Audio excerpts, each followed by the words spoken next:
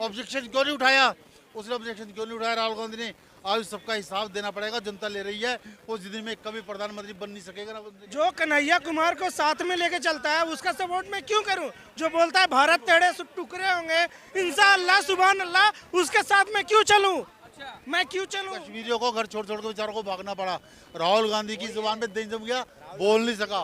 क्यों नहीं बोला? क्यों नहीं बोला? इस देश का रहने वाला था ना।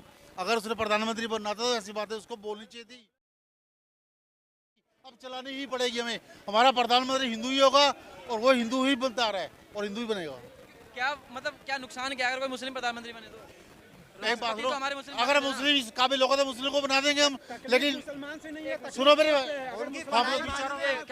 तकलीफ मुसलमान से नहीं है, तकलीफ सोच से। अगर मुसलमान से तकलीफ होते तो कलाम साहब हमारे राष्ट्रपति नहीं होते।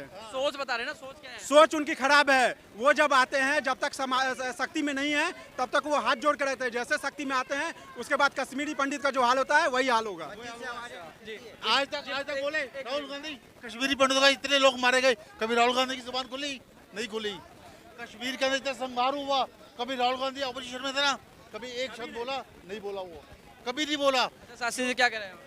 मैं ये कह रहा हूँ आपसे कि जैसे इन्होंने बोला हमें हिंदू ही क्यों चाहिए? हमें हिंदू ही इसलिए चाहिए क्योंकि 1990 के दौरान मोहम्मद मुफ्ती सहित एक मुसलमान को भारत का कौन बनाया गया था? देखिए आप लोग सुन लो गृह मंत्री बनाया गया था और 20 दिन के अंदर अंदर पूरा कश्मीर में आतंकवाद, खून खराबा फैलना चालू हो गया। अब सुनिए दूसरी बात, सुनिए, कांग्रेस केरल में पूरे 9 साल में कई बम धमाके नहीं हुए, लेकिन कांग्रेस के केरल में बम धमाके हो रहे हैं। और एक आदमी हाथ में चापड़ लेके बस कंडक्टर को जाके उसकी गर्दन में वार करता है। ये कौन है? अगर ये गद्दी पे बैठ के तो खून खराबा कर देंगे। ये पता क्या बोलेंगे? जैसे कश्मीर बोला कि अपनी बहन और बेटी को छोड़ जाओ और या तो तुम इस्लाम कबूल कर लो या हम तुम्हें मार देते हैं। बिल्कुल हिंदू चाहिए, हमें नहीं चाहिए इस्लामिक। विचार हिंदुओं का विचार जो है, अगर हम शक्ति में भी है तो सबको साथ लेकर चलते हैं। इसीलिए इनका नारा है सबका साथ सबका विकास। लेकिन उनके साथ है कि अगर हम शक्ति में आएंगे तो उसके बाद हम शासन को तबाह कर देंगे, अपनी मनमर्जी करेंगे। लेकिन फिर वही बात आती है, बीजेपी जो है आप बीजेपी सपोर्ट कर रहे हैं, ठीक है? बीजेपी हमेशा हिंदू अपोजिशन से बोलते हैं कि हिंदू जो है हिंदू मुस्लिम की राजनीति होती है। वहीं पे राहुल गांधी को अगर देखें तो वो भारत जोड़ो की जैसे यात्रा उन्होंने करी है। भारत जोड़ो है वो सारी नोटंकी है उसकी। भाईचारे की बात कर रहे हैं आज नोटंकी राहुल गांधी की, आज उसको भारत जोड़ो मुस्लिम तो भाईचारे की पहले मेरी बात पूरी सुन लो आप। आज राहुल गांधी को नोटंकी याद आ रही है, भारत जोड़ो यात्रा नोटंकी हो गई। हाँ जी, कश्मीर के अंदर हजारों लोग, आपने शायद वीडियो नहीं देखी, कितनी वायरल हो रही है। हजारों लोग मारे गए कश्मीर के अंदर। हजारों लोग साथ थे उनके पीछे। एक बात सुनो, हजारों लोग कत्लेआम हो गए कश्मीर के अंदर। यात्रा से कश्मीरियों को घर छोड़ छोड़ के बेचारों को भागना पड़ा। राहुल गांधी की जुबान पे दिन जम गया, बोल नहीं सका। क्यों नहीं बोला? क्यों नहीं बोला? इस देश का रहने वाला था ना। अगर उसने प्रधानमंत्री बनना था तो ऐसी बातें उसको बोलनी चाहिए थी। ऑब्जेक्शन क्यों नहीं उठाया? उसने ऑब्जेक्शन क्यों नहीं उठाया? राहुल गांधी ने। आज सबका हिसाब देना पड़ेगा, जनता ले रही है। वो जिंदगी में कभी प्रधानमंत्री बन नहीं सकेगा ना बनने के लायक। यात्रा क्या थी जो इन्होंने यात्रा निकाली भारत जोड़ो? वो यात्रा कहते थे, नोटंकी किसने? सरेआम करा नोटंकी थी उसकी। कौन आएगा उसको देख लो। भारत जोड़ो यात्रा, भारत तो जुड़ा हुआ ही है और निकालनी थी तो पाकिस्तान बॉर्डर पे जाते कि इनको जोड़ो, ये अलग हुए हैं। बांग्लादेश बॉर्डर पे जाए वहाँ जोड़ो, बांग्लादेश और भारत अलग हुए यार। नहीं, उसी बात पे मैं बोल रहा हूँ कि टूटा हुआ था जो भारत कब टूटे हुआ था? जो भारत जोड़ने चला था वो एक नौजवान जो है पूरे भारत को साथ लेके चल रहा है, भाईचारे की बात कर रहा है, भारत जोड़ने की बात कर रहा है। तकलीफ क्या है? मोदी जी का नहीं साथ लेके चल रहे हैं। मैं भी तो नौजवान हूँ, मैं क्यों नहीं गया? वो उसका सपोर्ट मैं क्यों करूँ? जो कन्हैया कुमार को साथ में लेके चलता है। एक मिनट,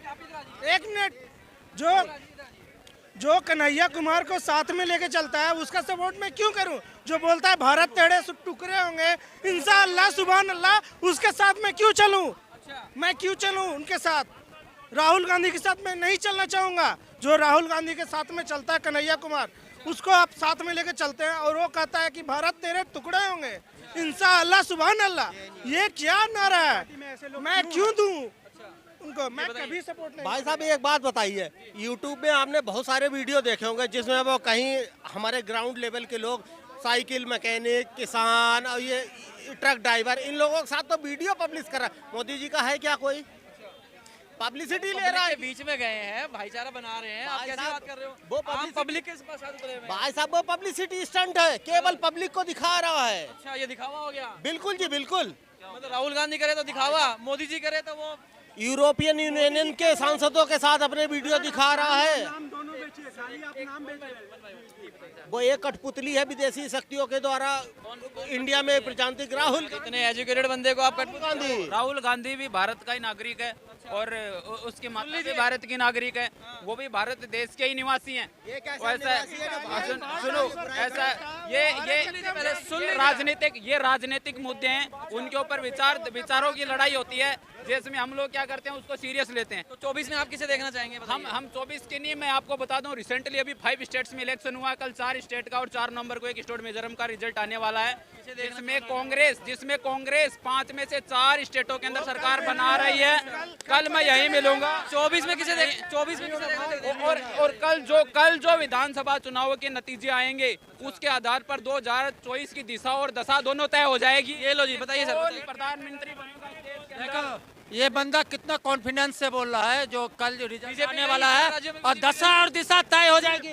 2019 भूल गए हैं, तीन स्टेट में भी जीता था कांग्रेस, ठीक है। सुनो तो बता रहा हूँ, और जिसमें सबसे बड़ी राज थी राजस्थान और एमपी, अब की बार एमपी और राजस्थान हार रहा है। मैं बता देता हूँ, लास्ट